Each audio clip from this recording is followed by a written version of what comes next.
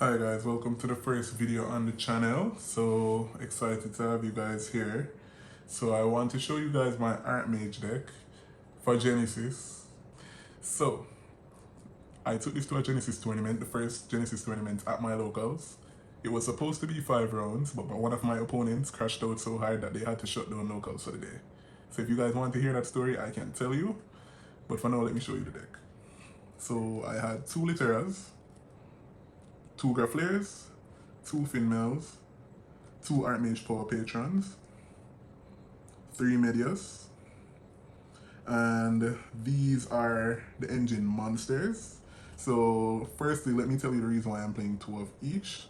So I know there is the recycling card, which we do play 1 of, which is spoiler, but the reason I wanted to play 2 is because this deck, sometimes it loses to like board breakers that gets rid of all of your monsters, and then you might not have access to a quick play spell to recycle. So since it's Genesys and not standard and I don't need to play as much non-engine, I figured why not just play 1 more copy of each name. That way, if I need to rebuild my board, I can do it without recycling first. And then I still have the recycle, so that means I can build a board 3 times each game without siding out anything, of course. So that's the reason why I'm playing 2 of each of the names. So in terms of the spells, let me show you that. Let me just pat these up. For the engine spells, obviously we have to play 3 field spell, 3 assault, 3 varnish alteration, 1 pact awakening, and 1 masterwork succession. So as you can see, I'm basically maxing out on the Artmage starters. So the field spell is a starter. This is a starter because it gets Medius, and this is a starter because it gets a field spell. And once you have the field spell in play, then you basically just do whatever you want because you'll get your full field. So the idea behind this deck was that it's Genesys, so I'm not going to be facing as high of a power ceiling as I would in standard. So I figured if I just build the full Artmage field and just focus on building that, then I should be fine against most decks, because Artmage puts up a lot of interruptions through its standard field.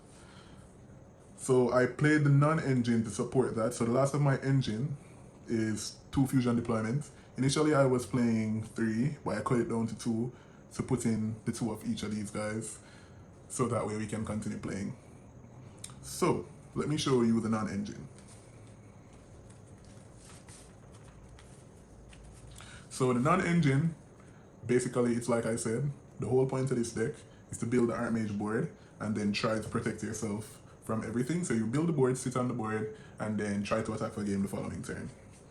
So that's what my deck is basically built around. So to accomplish that, I decided to go the route of playing 3 crossouts. Reason for that, this deck loses to 3 things: Droll, Nib, and Ruler no more. So yeah, those 3 cards, all of which are in the deck. So I figured if I'm going to play those cards and my deck naturally loses to those cards, why not just play crossout? So that way I can kill my only weaknesses. So in addition to our crossout, we play 3 Ultimate Slayers, really strong in this format, 3 Super Polys. This card is probably going to get more points soon, it's really strong. We play 2 Dark Ruler no more.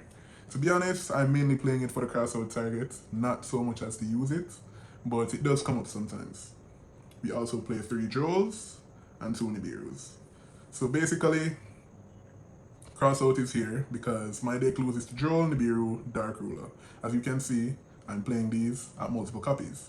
So the idea is, I would set up my board and hopefully draw a crossout, set it, and then if they Dark Ruler me, because your board literally can't beat Dark Ruler under normal circumstances. If I have crossout though, I can just cross out the Dark Ruler and then my board will be completely fine. Same thing for Nib. If I'm playing on my turn and they wait for me to build my board and then Nib me, which is the ideal thing to do against this deck, I can just cross it out. And same thing for Droll, because the deck searches a ton. So if you stop me on the first search, depending on what's in my hand, if I don't have crossout, that might stop me right there. So that's one more reason why I play crossout. So that is the main deck.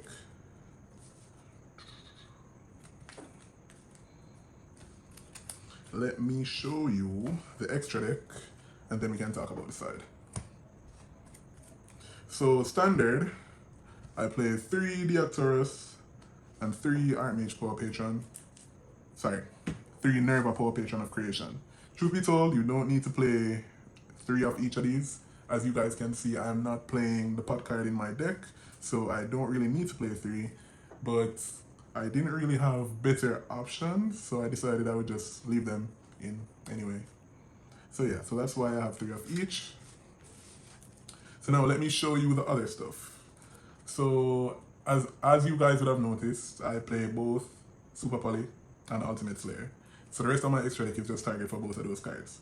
So I play Axon Kicker Oracle. This is here to stop Vanquish Soul, though I'm kind of iffy on it because I realize that in Genesys they don't really play with their Xyz component, because in the regular Yu-Gi-Oh! They're going to be playing VS K9, so usually you would fuse the K9 Xyz monster and their Holy Sue and make this. But a lot of the time in Genesys they're just ending on boards without any Xyz monsters on it, so this is kind of hit or miss. I also play Predaplant, Dracostapelia. This is just here for coverage, in case I need to get rid of something off of the board. Secretarian, I play that so that I can fight Dracotail, because that's actually a very good deck in Genesys format. So I would just fuse off 2 of their cards. So I also play Muddragon of the Swamp, and I have to say that this card is very strong in Artmage, because all of your main deck monsters except Medius are light. So if you get to summon this guy out, you just use this effect, call lights, and then all of a sudden they can't target any of your light monsters. So that protects the cards that usually get left out, because you know that Finmail protects the lower level ones, but this protects Finmail as well as Artmage the Actoress as well. So that's why this is really strong. So I also play Garura, another Super Poly target, but this one also doubles as an Ultimate Slayer target as well. And then everything else left is Ultimate Slayer target. So let me just show you those. So I play Aggregator, just in case I fight an Xyz deck. I also play Veilon, same thing. Sometimes one is better than the other, so if you need to negate something on the field, you'd go Aggregator. If you need to destroy something in the back row, then you would go Veilon. And I also play Marlon. I don't fight a lot of Synchro decks in Genesys, so this hardly comes up. There are a few games where it has come up though, so I would not take it out. And then one secret tech card that I play is Lunalight Perfume Dancer. So this is here to help fight Liger Dancer. So as you guys know, Liger Dancer is unaffected by non-Lunalight cards. But the thing is, even though he's unaffected, he can still be targeted. So that means you can use Ultimate Slayer and target the Liger Dancer, send Perfume Dancer from your deck, and then use her effect in the graveyard to banish herself and then make all of their monsters lose attack equal to their defense. So then all their Liger Dancers on the field will become 800 attack, which will make it very easy for you to attack over them. So that is main deck, extra deck.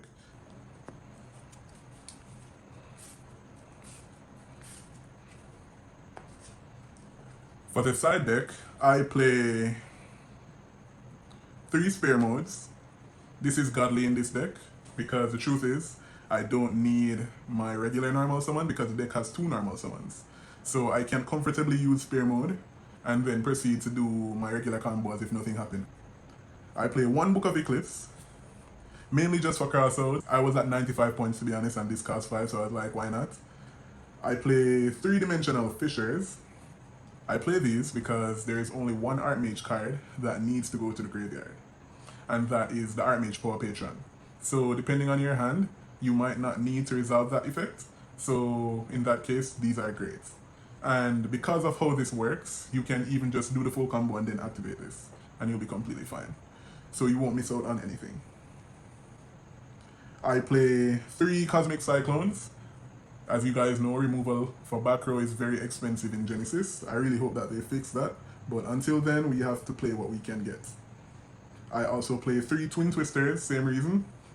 And something I teched in the last second, and it's been okay so far. I need to play more games with it to see how I really feel about it, but it's 2 Gravekeeper's Inscriptions. So these are also free, and the idea behind it is in case I fight any graveyard reliant decks, I can just go ahead and say, hey, you can't summon from the graveyard until my turn comes back around. So that's really good. So this is the deck, guys. So in terms of consistency, I did not break any at all. in the 3 rounds I got to play. Remember, as I said, guys, the tournament got shut down because one of my opponents flipped out. So I only got to play 3 out of the 5 rounds. And then locals was shut down for the rest of the day. Throughout those 3 rounds, the deck was pretty consistent. My first match was against a Necros deck. And that was my quickest match of the day, to be honest. I drilled him on his first action, and then he pretty much just scooped and we went to game 2. And then in game 2, I had Super Poly and Ultimate Slayer. So I chewed through his board and then made my board and won the game. Game 2, I lost that game, which is Odeon. Odeon is kind of challenging for this deck because, as you know, back row removal is very expensive in Genesys, as I said earlier. So it's very hard to fight that deck because we only have one back row removal card in our main deck, which is Grappler. So it's kind of tricky to fight Odeon because of that. And they don't really get affected by your main forms of disruption, being Finmail, because they activate in the spell trap zone. So when they come to the main monster zone, they're not effect monsters activating their effects, so you can't negate their effects that way. They've already activated their effects. So yeah, I lost that match, and then game 3, I should have won this match, but this match was incomplete because I told you guys my opponent flipped out and caused locals to get shut down. I fought Generator, and this Generator deck, their only game plan was just to make VFD. So I'm new to the game relatively. I've been playing for like a year and a bit. So this was my first time encountering VFD, and when I read what it did, I was so shook because I was like, what? I basically can't play the game. So yeah, I got VFD'd in game 1. Then game 2, I made my board and I drew D Fisher. So I made my board and then I placed D Fisher at the end of my combo. And I won that game. And then in game 3, that game was incomplete because of what I said earlier. So overall, I would say the deck is actually very strong in Genesys. I do think that the next points update that comes out, it's going to get some points. So if you have the core, I would say just make use of it while it's still free. And yeah, so as I said, guys, if you want the story as to why my locals got shut down, I can tell you that in another video.